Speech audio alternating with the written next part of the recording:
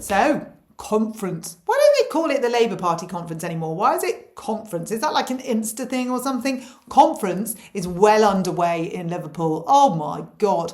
I mean, is it the Labour Party conference, or is it a we want to publicise how bad reform are conference? That's all they've done. All they've done is talk about how dangerous Nigel Farage is, how he can't be trusted. Coming from the mouths of Labour, how he's going to be the rack and ruin of this country. Coming from the mouths of Labour, and how we should all be fighting to stop reform. I mean, it's just extraordinary. Now, I know they feel a little bit threatened, but to devote your entire conference on talking about another party, it's a bit weird, isn't it? I mean, that says a lot psychologically. So, what's coming out of conference? Some odd stuff, some really odd stuff. I don't know whether they're all sort of getting a bit overexcited and carried away with themselves. Bridget Phillipson posted a tweet. This is my mission, our shared mission, the freedom to choose your own path in life. Well, unless, of course, it's not the one that she said, then you don't get that freedom. The freedom to succeed, whatever your background. Well, unless, of course, your background comes from a family that don't want you to follow the background that I've said you should have, in that, and you don't get that freedom.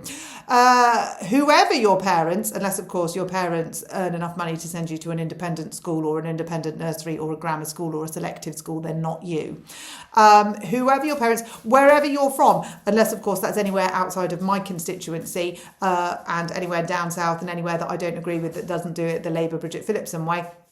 The freedom to do the work you love, unless, of course, it's the work that I don't love, in which case you can't do it. So if the work you love is in an independent school, you can't do that anymore. You can't have that freedom because I'm going to tax the living shit out of it. So Bridget, goodness knows what she's been drinking at conference, but it's making her send and post the most extraordinary tweets, which fly in the face of everything she's actually doing. She's going to bring in maintenance grants, apparently. Well done, Bridget. That's fantastic. Paid for by who? Anyone? Has anyone got any say? I mean, is this coming from the dormant assets pile that Rachel Reeves is funding primary school libraries with? Is it from that one? Because there is no money, Bridget. So how are we going to pay for these maintenance grants? I mean, we've got universities going pop at the minute because they can't afford to educate the students they've already got. In Scotland, we've got a real crisis about to happen. Yeah, Bridget Phillipson's talking about introducing maintenance grants, but she hasn't said how she's going to fund it or how it's going to work. Well done, Bridge. On the libraries, Rachel Reeves is going to put a library in every primary school in the UK. Have you been to a village primary school, Rachel? You know, the ones that are made of 3 classrooms and then there's like a porter cabin for the loos and the catering. Have you? Where are they going to put it? In the PE cupboard? In the cupboard under the stairs where they put the pegs? How's this going to happen? And this is being funded, as we said, from dormant assets. Does anybody know what a dormant asset is? I mean, I'd like one. I'd love a dormant asset. I'd love any asset, if I'm totally honest, but a dormant one will do me. What is it and where's it from? Because all we're told is we don't have any assets. I mean, we actually don't have any assets, but nor does our country. I mean, we sell them off, Chagos Islands. So I don't understand where the dormant asset's coming from, but I'd love to see it. So that's another, and again, you know, talking about assets brings us neatly and swiftly onto Keir Starmer and the donkey field. Now, he's hoping this is going to get forgotten because of digital ID and conference, but it's not, in the same way that the £750,000 worth of donations that Morgan McSweeney sort of forgot to declare, that's not being forgotten either. It will come straight back after conference. We're just being sort of slightly deflected a little bit by some of the crap that's coming out of their mouths. But the £20,000, now I've been having some thoughts on this, it won't surprise you. Keir Starmer said when he was trying to defend saving the donkey field for his mum and therefore it wasn't in a trust. He said it wasn't in a trust, despite saying it was in a trust. He's trying to defend that. And one of the ways he's doing it is going, well, it was only £20,000. I mean, it's not like we're talking about some massive estate. And I'd like to draw your attention to what the annual average wage was in the 1990s. This was in 1996 when he bought this £20,000 insignificant field. The average wage was £15,000 a year. So his donkey field cost more than the average wage, but it was insignificant. It wasn't a lot of money. because I'm so rich. I'm a lawyer. You know, I went down the back of the sofa and I found 20k and I thought I'll buy a donkey field. Why don't you? And then what did he do with it? Well, he protected it. The exact words you're looking for is he was ensuring that the asset would never face inheritance tax regardless of its value. Isn't that funny? You see, back in 1996, that's a decision that he made. And yet here we are in 2025 and he has stopped farmers doing that. Now, you may turn around and say nobody should have the ability to do that. Why did Keir Starmer do it for a donkey field? Or why are the farmers doing it to protect, I don't know, an industry? Food? You know, that old chestnut, the production of food, our entire agricultural and economic, our entire agricultural society and the benchmark of probably, well, it's our smallest industry now, but one of our could have been greatest industries. No, we may not, we do not, we are not doing that. It should all be for solar farms and anything other than cows and food. So what Keir Starmer did back in 1996, he's stopping farmers doing now in 2025. And I remind you that 6,000 farming businesses have gone bust since Keir Starmer came into power. Nice one, Keir. Well done. So we've got that, which is two direct links. Then, of course, we've got Morgan McSweeney that he's hoping is going to go away. It's not going anywhere, Keir. It is still very much alive and well.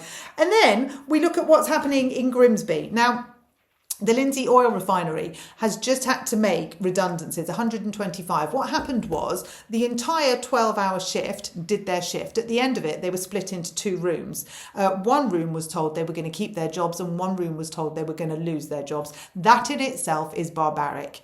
Whichever moron who works in human resources in Lindsey Oil, they were the first job that needed to be lost. That's absolutely insane. Then we have to look at what Lindsey Oil is. It's an oil refinery. Why are we not protecting it? Why are we not doing what we're doing for JLR? Which, can we look at why we're bailing out JLR when we see its profits and we see how much JLR earns, yet the government's bailing it out, and it was supposed to be the supply industry that it was bailing out, but it's not. It's actually JLR. And if JLR has all of this money, why are they not bailing me out for the car that they royally screwed over? I mean, just a little aside there, but you can see the link. But apparently we can do it with JLR, but we can't do it with Lindsey Oil. And where are Lindsey Oil Refinery placing the blame directly for this? That's right, Ed Miliband. They've called for his resignation. Now, I'll try and link the article so that you can understand it a bit more, because there's more nuts and bolts to it than this. But I agree with every single word they say.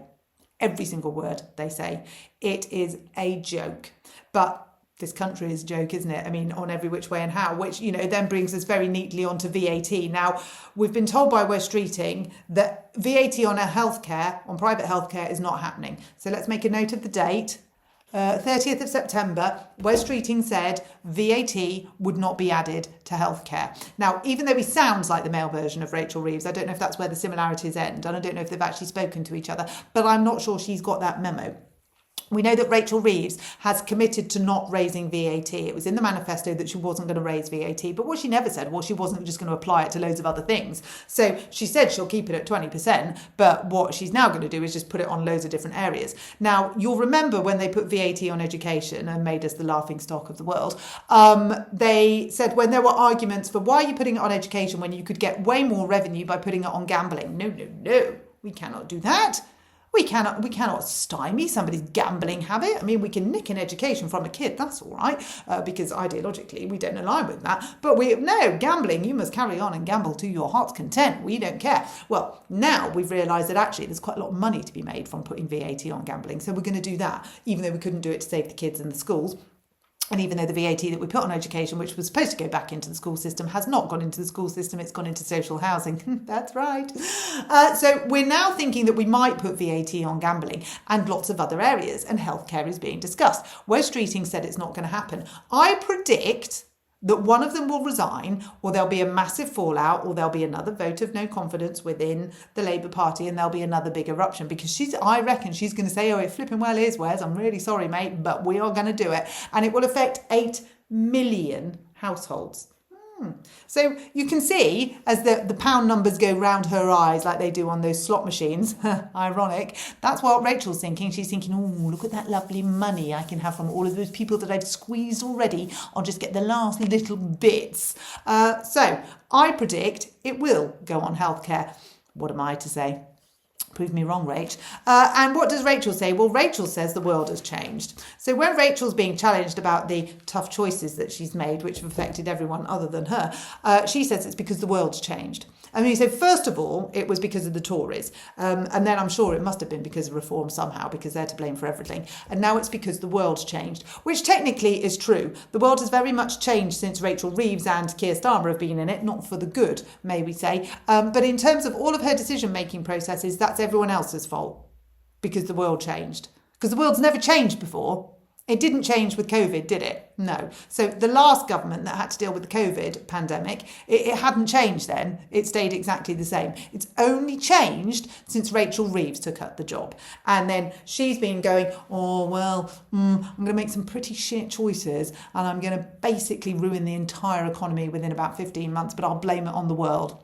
Okay, you've got the whole world in your hand, have you, Rach? Well, let's see how that plays out. So that's a little summary of what's going on at conference at the minute, which seems to me like it's a little bit of a fight between everybody. Everybody's getting fisticuffs out and ready to go. And where will it end? Well, in the press, in the next few days, we shall have to watch this space.